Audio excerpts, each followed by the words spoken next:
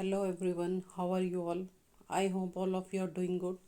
So in the previous video I explained you about the cellular barrier and the type of WBCs that give cellular barrier to our body. And what are they? They are neutrophil and monocyte. Actually, there are two type of WBC. First one is granulocyte and the second one is agranulocyte. Why granulocyte are called granulocyte? Because when we smear our blood on a slide and observe that slide under microscope, the WBCs that contain granule in their cytoplasm are classified as granulocyte, and the WBCs that do not have any granule in their cytoplasm are known as agranulocytes. Now, I have told you that there are three type of granulocyte. First one is neutrophil, second one is basophil, and the third one is eosinophil. And there are two type of agranulocyte. First is monocyte and the second is lymphocyte. So monocyte and neutrophil are involved to give innate immunity to our body. Previously मैंने इतना आपको explain कर दिया था previous video में.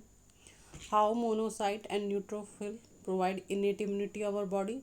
They do phagocytosis and kill pathogen that get entered into our body.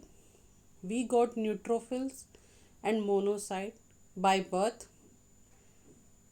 So innate immunity होती क्या है? इनेट इम्यूनिटी होती है, इनबॉर्न इम्यूनिटी बोलते हैं वो इम्यूनिटी जो हमें बाय बर्थ मिली होती है, वो इनेट इम्यूनिटी होती है. तो जो न्यूट्रोफिल और मोनोसाइट होते हैं, we are blessed with them by birth, तो वो हमें इनेट इम्यूनिटी प्रोवाइड करते हैं. इसके अलावा टू टाइप ऑफ सेल और मैंने आपको डिस्कस किए थे. One is natural killer cell, जो कि हमारी बॉडी के एबनॉर्मल सेल को जो म्यूटेट हो जाते हैं उनको किल करते हैं, या जिन सेल का लाइफ स्पैन पूरा हो जाता है, उनको किल करते हैं by the process of apoptosis. And apoptosis is also known as programme cell death. ये मैंने कल की वीडियो में आपको एक्सप्लेन किया था. मैंने आपको मास्ट सेल के बारे में भी एक्सप्लेन किया था कि how mast cell provide innate immunity to our body. I hope आपको वहाँ तक समझ आ गया होगा. सारी जो भी डिस्कशन मैंने की थी आपको क्लियर होंगी. अगर कोई डाउट है तो आप मुझसे पूछ सकते हैं कमेंट बॉक्स में. अब जो हम इनेट इम्यूनिटी देख चुके हैं. इनबोर्न इम्यूनिटी होती है, नॉन स्पेसिफिक टाइप होती है, और उसके लिए इनेट इम्यूनिटी को प्रोवाइड करने के लिए हमें 4 टाइप ऑफ बैरियर मिले हुए हैं हमारी बॉडी को. Physical barrier, physiological barrier, cellular barrier and cytokine barrier. Now innate immunity का कंप्लीट डिस्कशन मैंने आपके साथ कर लिया है. ठीक है, आपको सारी चीज़ें एक्सप्लेन कर दी है इनेट इम्यूनिटी के बारे में. इससे ज़्यादा ना तो आपके बोर्ड एग्ज़ाम में आएगा, ना इससे ज़्यादा आपको नीट में आएगा कुछ भी. नेचुरल किलर सेल के बारे में पूछेंगे, साइटोकाइन के बारे में पूछेंगे. ठीक है, जो भी मैंने एक्सप्लेन किया है वहाँ तक सब कुछ आपका कवर हो चुका है, including NEET as well as your board exam. ठीक है, अब मैं आपको एक्वायर्ड इम्यूनिटी अपकमिंग वीडियो में एक्सप्लेन करूँगी. उससे पहले जैसे कि मैंने आपको वो सेल डिस्कस किए जो कि इनेट इम्यूनिटी प्रोवाइड करते हैं, मैं आपको आज की वीडियो में वो सेल डिस्कस करूँगी जो हमें एक्वायर्ड इम्यूनिटी या अडेप्टिव इम्यूनिटी प्रोवाइड करेंगे. अब एक्वायर्ड इम्यूनिटी होती क्या है? एक्वायर्ड इम्यूनिटी वो इम्यूनिटी होती है जो हम डेवलप करते हैं आफ्टर बर्थ. ठीक है, when we encounter various pathogen. ठीक है, जब हम जन्म ले चुके होते हैं तो throughout our life span हमारे अंदर वेरियस पैथोजन एंटर करते हैं. हमारी बॉडी हर माइक्रो सेकेंड जो है वेरियस पैथोजन से एनकाउंटर कर रही है.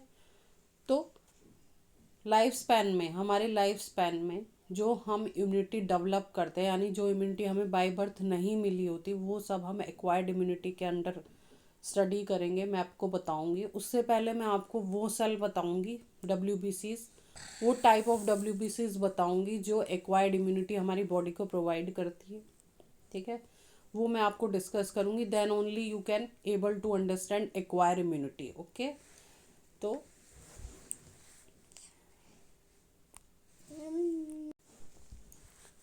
so I have told you that there are two type of WBCs. One is granulocyte. First one is, just a sec, let me make some adjustment. So first one is granulocyte and the second one is agranulocyte. And I have told you about neutrophil among granulocyte and monocyte among agranulocyte. Now further on I am going to discuss about the eosinophil, basophil and lymphocyte. So now I have told you that agranulocyte are of two type. One is lymphocyte and second one is monocyte. Agranulocyte दो type की होती हैं, lymphocyte and monocyte. ठीक है, अब monocyte के बारे में अब मैं ऑलरेडी आपको सब कुछ एक्सप्लेन कर चुकी हूँ। एक अगर आप जल्दी से रिकैप लेना चाहें तो मैं आपको दे सकती। सो मोनोसाइट क्या होता है, सबसे पहले जब भी हमें कोई इंजरी होगी या पैथोजन हमारी बॉडी में फर्स्ट टाइम इनकाउंटर एंट्री करेगा, तो फर्स्ट जो सेल हैं जो हमारी बॉडी को इम्यूनिटी प्रोवाइड करने के लिए आगे आते हैं, यानी पैथोजन को से लड़ने के लिए या पैथोजन को किल करने के लिए आगे आते हैं, वो होते हैं न्यूट्रोफिल। आपको याद रखना है, neutrophil are primary involve in providing first line defence to our body. Then आते हैं मोनोसाइट। ठीक है, और जब हम थोड़े बड़े हो जाते हैं देन फिर हमारे ब्लड में लिम्फोसाइट भी होते हैं। ठीक है, वो भी आते हैं पैथोजन से लड़ाई करने के लिए। ये मैं आपको बता चुकी हूँ मोनोसाइट कैसे पैथोजन को किल करते हैं, थ्रू फैगोसाइटोसिस। जब तक मोनोसाइट ब्लड में होते हैं तो हम उनको मोनोसाइट कहते हैं। जब वो टिश्यू में एंटर कर जाते हैं मोनोसाइट तो हम उनको मैक्रोफेजिस कहते हैं। अब मैक्रोफेजिस करते क्या हैं, दे डू फैगोसाइटोसिस। फैगोसाइटोसिस मतलब होता है ईटिंग ऑफ सेल।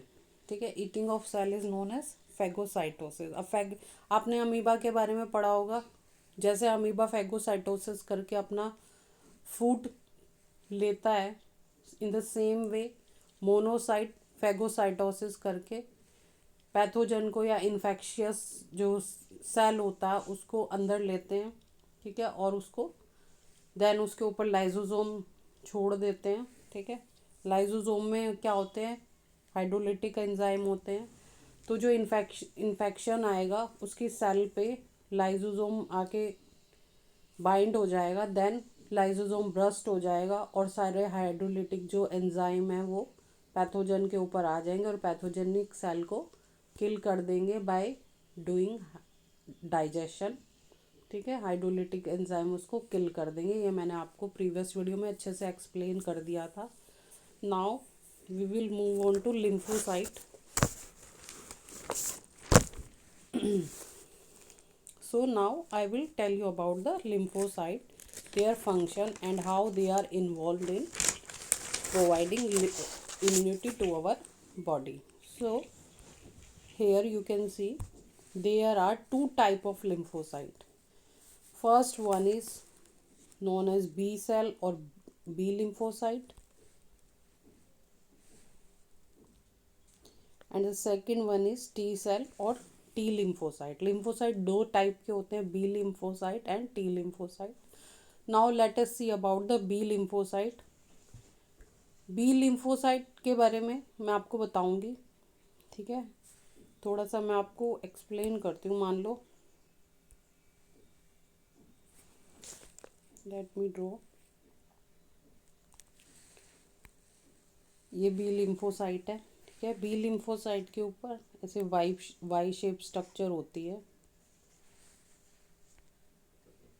ठीक है, बी लिम्फोसाइट के ऊपर ऐसे वाई शेप स्ट्रक्चर होती है। ठीक है, अब इन वाई अटैच होती है ये वाई शेप स्ट्रक्चर। अब ये वाई शेप स्ट्रक्चर होती क्या है, ये वाई जो शेप स्ट्रक्चर होते हैं दे आर एक्चुअली एंटीबॉडीज। तो जो बी लिम्फोसाइट होते हैं they possess antibody on their surface. ठीक है, ये बी लिम्फोसिटिक सेल है, दिस वन। ठीक है, this one is B lymphocyte. इसके ऊपर जो आप वाई शेप स्ट्रक्चर देख पा रहे हैं, दैट ऑल आर एंटीबॉडीज। ठीक है, अब ये जो साइट होती है ना, ये जो साइट होती है, ये और ये साइट होती, एक मिनट, ये जो साइट होती है ये होती है एंटीजन बाइंडिंग साइट। क्या होती है? Antigen binding site. नाउ मैं आपको सेपरेटली एक्सप्लेन करती हूँ इस चीज़ को।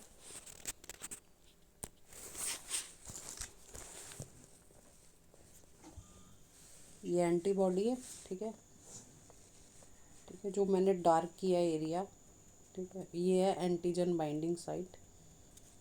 अब जब भी कोई एंटीजन आएगा, ठीक है, तो एंटीबॉडीज़ क्या करेंगी, उसको इन एंटीजन बाइंडिंग साइट पे ट्रैप कर लेंगी, पकड़ लेंगी, और एंटीजन का जो पॉइजनस पार्ट होगा उसको क्या कर देंगी, डिस्ट्रॉय कर देंगी। अब ये एंटीजन का जब पॉइजनस पार्ट या हार्मफुल पार्ट डिस्ट्रॉय हो चुका है, तो अब ये एंटीजन हमें डिजीज़ कॉज नहीं कर सकती। पॉइजनस पार्ट जब इसका डिस्ट्रॉय हो जाएगा एंटीजन का, ये ब्लड में छोड़ देंगे उस वीकन एंटीजन को, और ब्लड के जो अदर सेल हैं जैसे मोनोसाइट, वो क्या करेंगे, उनको खा जाएंगे, एनग्लफ कर लेंगे, फैगोसाइटोसिस कर लेंगे, या न्यूट्रोफिल उनको फैगोसाइटोसिस, या हम कह सकते हैं नेचुरल किलर सेल, वो क्या कर लेंगे, सब इनको किल कर देंगे। तो फिर से मैं एक्सप्लेन करती हूँ आपको। एंटीबॉडी के बारे में पता लग गया होगा कैसी स्ट्रक्चर होती है, क्या एंटीजन बाइंडिंग साइट होती है। अब मैं आपको बताती हूँ, जब भी हमारी बॉडी में कोई पैथोजन आएगा तो हमारे ब्लड में एंटीबॉडीज़ डेवलप हो जाते हैं। वो एंटीबॉडीज़ कहाँ चले जाएंगे, बी लिम्फोसाइट के ऊपर। ठीक है, वाई शेप स्ट्रक्चर होती है, मैंने आपको बता दिया। अब जब एंटीजन हमारी बॉडी में एंटर करेगा तो एंटीबॉडी उन्हें क्या करेंगे, एंटीजन बाइंडिंग साइट पे क्या कर लेंगे, ट्रैप कर लेंगे। एंटीजन बाइंडिंग साइट पे क्या कर लेंगे, ट्रैप कर लेंगे, और एंटीजन को न्यूट्रलाइज कर देंगे। क्या कर देंगे, एंटीजन को न्यूट्रलाइज। न्यूट्रलाइज मतलब इफेक्टलेस कर देंगे। ठीक है, अब इसके हार्मफुल पार्ट डिस्ट्रॉय हो चुका है। अब अदर टाइप ऑफ WBCs इन अफेक्टलेस एंटीजन को एनगल्फ कर लेंगी through the process of phagocytosis. तो बी लिम्फोसाइट क्या करते हैं, हमारी बॉडी को इम्यूनिटी प्रोवाइड करते हैं थ्रू एंटीबॉडी मीडिएटेड इम्यूनिटी। तो बी लिम्फोसाइट हमें क्या प्रोवाइड करते हैं, antibody mediated immunity. Okay, now let us talk about T lymphocyte. Now let us talk about T lymphocyte. Oh my gosh.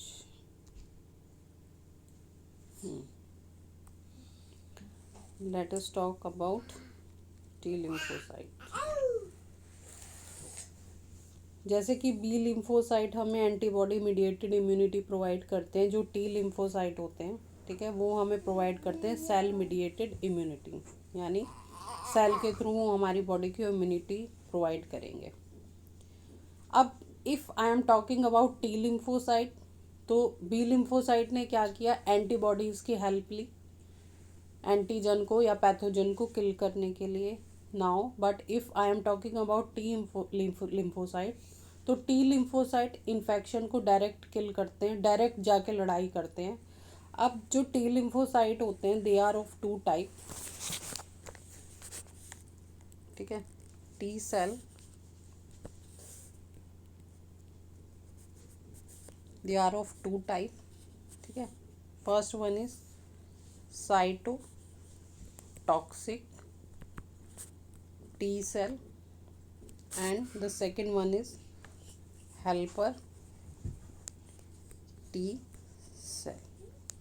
पहले मैं आपको हेल्पर टी सेल के बारे में बता देती हूँ। हेल्पर टी सेल क्या करते हैं, ये एक्टिव करते हैं जैसे ही कोई पैथोजन हमारी बॉडी के अंदर आएगा, तो जो हेल्पर टी सेल है वो साइटोटॉक्सिक टी सेल को इन्फॉर्म करेंगे, एक्टिवेट करेंगे।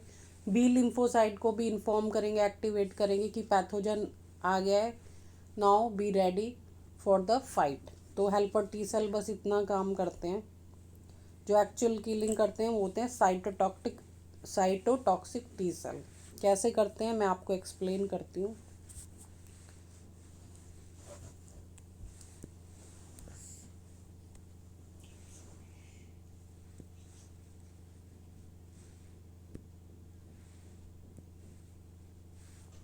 नाउ जस्ट अ सेक। तो मैंने बता दिया टी लिम्फोसाइट दो तरह के होते हैं, सॉरी हाँ दो तरह के होते हैं, cytotoxic T cell, helper T cell. Cytotoxic cytotoxic T cell have receptor on their surface. These receptor got injected into the cell of pathogen and create pores in pathogenic cell.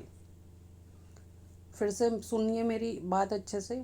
Cytotoxic T cell कैसे किल करेंगे pathogen को। जो cytotoxic T cell होते हैं they have receptor on their surface. उनके surface पे क्या होते हैं, रिसेप्टर होते हैं।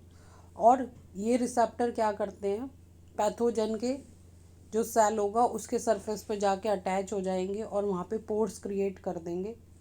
पोर्स क्रिएट जैसे ही होगा, सेल के जो पैथोजेनिक सेल के अंदर सारा मटेरियल है वो बाहर आ जाएगा और जो सेल है वो डिस्ट्रॉय हो जाएगी। समझो, cytotoxic T cell have receptor on their surface. These receptors, what they do, they got injected into the cell of pathogen and create pores in the pathogenic cell.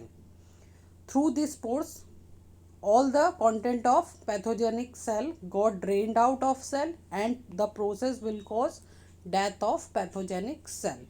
I hope आपको समझ आ गया होगा how cytotoxic T cell kill the pathogen. ठीक है, अब मैं आपको यहाँ तक बता चुकी हूँ मोनोसाइट्स के बारे में, लिम्फोसाइट के बारे में, टी लिम्फोसाइट के बारे में। टी लिम्फोसाइट दो तरह के होते हैं, टी लिम्फोसाइट के बारे में, बी लिम्फोसाइट के बारे में मैं आपको बता चुकी हूँ। B lymphocyte antibody mediated killing करते हैं, T lymphocyte cell mediated killing करते हैं। ठीक है, अब टी लिम्फोसाइट दो तरह के होते हैं, helper T lymphocyte and cytotoxic T cell. ठीक है, sorry, helper T cell and cytotoxic T cell. Helper T cell क्या करेंगे, they do nothing but they inform, guide and make and activate B lymphocyte and cytotoxic T cell and get them ready to fight against pathogen. इतना काम करते हैं helper T cell. Cytotoxic T cell actual killer होते हैं जो कि अपने receptor pathogenic cell के अंदर इंजेक्ट करेंगे, पोर्स क्रिएट कर देंगे, सारा पैथोजेनिक सेल का जो कंटेंट है वो ड्रेन आउट हो जाएगा आउट ऑफ सेल और पैथोजन जेनिक सेल किल हो जाएगा। ठीक है, आपको यहाँ तक समझ आ गया होगा। बेसोफिल क्या, अब ये तो आपके ख़त्म हो गए। यहाँ पे ए ग्रैनुलोसाइट में मोनोसाइट भी मैंने आपको बता दिया और लिम्फोसाइट भी मैंने आपको बता दिया। सॉरी, ए ग्रैनुलोसाइट में मैंने आपको मोनोसाइट भी और लिम्फोसाइट भी आपको बता दिया है।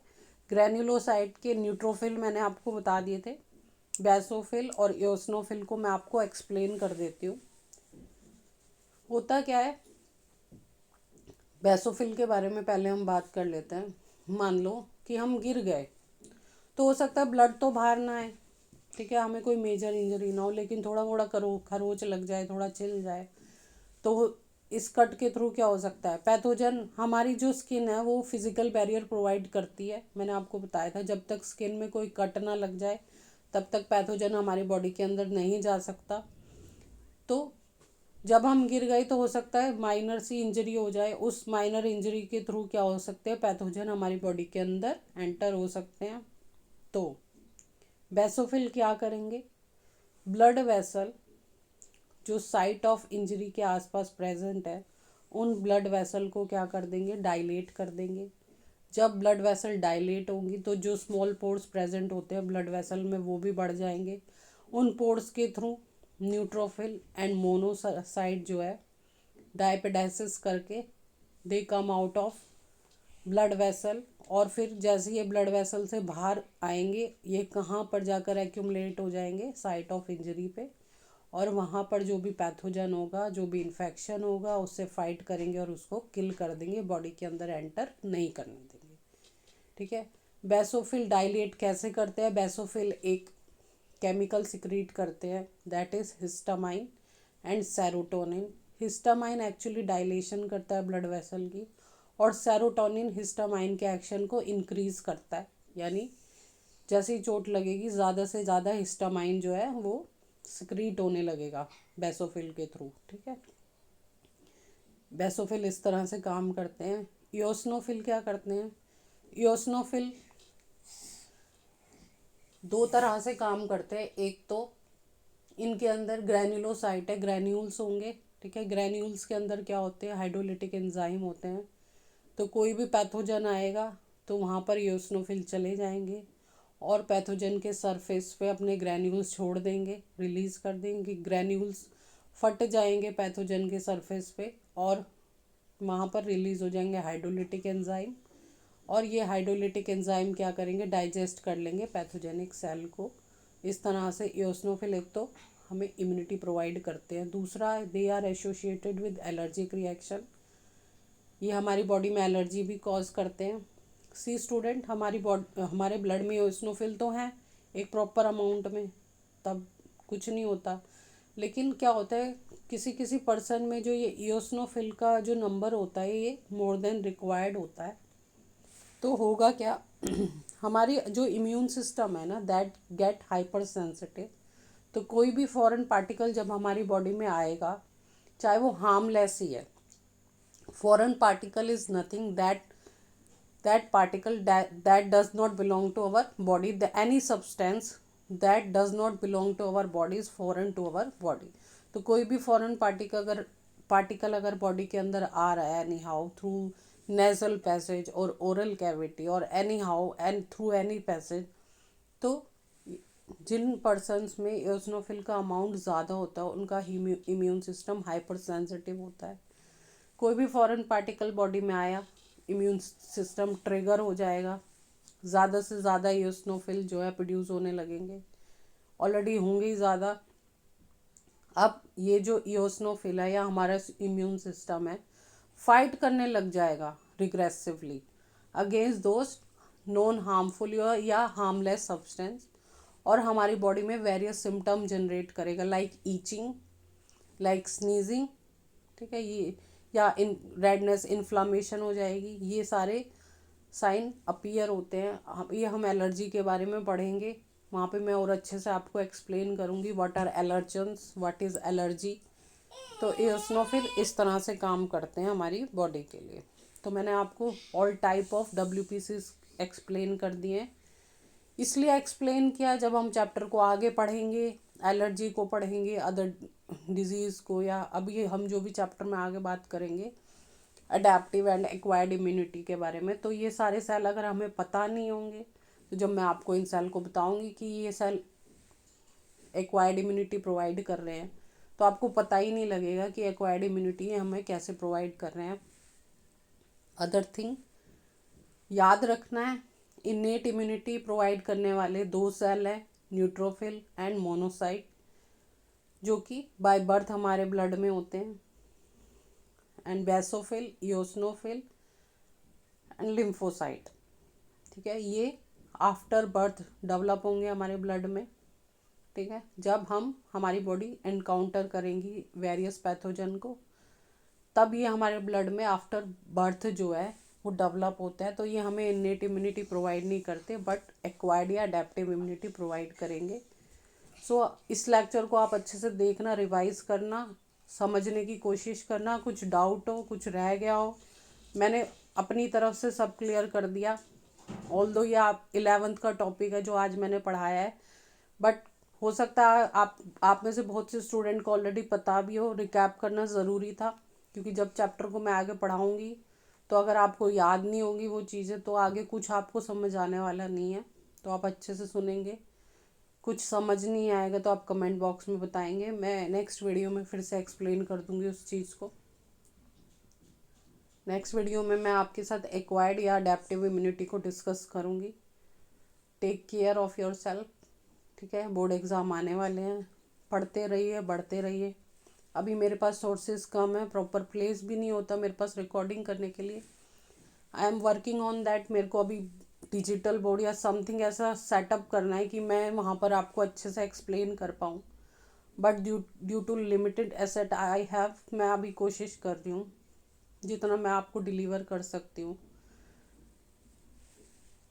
इन द कमिंग टाइम मैं आपको अच्छे से अच्छी वीडियो प्रोवाइड करूँगी कि आपको अच्छे से मैं खुद से लिख के एक्सप्लेन कर सकूँ। अभी मेरे पास प्रॉपर प्लेस होता नहीं कि मैं रिकॉर्डिंग भी अच्छे से कर पाऊँ, उसके लिए भी मुझे काफ़ी स्ट्रगल करना पड़ता है, because I have a daughter of 4 year old. उसको भी मुझे देखना पड़ता है। सो अपकमिंग वीडियो में आने वाले समय में मैं आपको अच्छे से अच्छा कंटेंट प्रोवाइड करूँगी। क्वेश्चन मैं आपको अभी जब चैप्टर ख़त्म हो जाएगा एनसीईआरटी के क्वेश्चन डिस्कस करूँगी, जो एग्ज़ाम में क्वेश्चन आते हैं वो डिस्कस करूँगी, क्योंकि अभी आपके बोर्ड एग्ज़ाम आने वाले हैं। तो मैं पहले आपको प्रिपेयर कर रही हूँ बोर्ड एग्ज़ाम के लिए। देन बोर्ड एग्ज़ाम जब हो जाएंगे, फिर जो नीट में क्वेश्चन आते हैं हर चैप्टर वाइज मैं वो डिस्कस करूँगी आपके साथ। आपके कोई भी कमेंट है, किसी भी, ज़रूरी नहीं आप ह्यूमन हेल्थ एंड डिजीज़ से, किसी भी चैप्टर से, बायो की किसी भी चैप्टर से, किसी भी क्लास से, ज़रूरी नहीं है 12th या 10th क्लास से, 11th क्लास से, 9th क्लास की बायो से, 10th क्लास की बायो से, कोई भी डाउट हो आपके साइंस से, तो आप मुझसे पूछ सकते हैं, मैं आपको एक्सप्लेन कर दूंगी सेपरेट वीडियो बना के, अगर ज़्यादा से ज़्यादा उसकी डिमांड होगी तो। Thank you so much, have a nice day.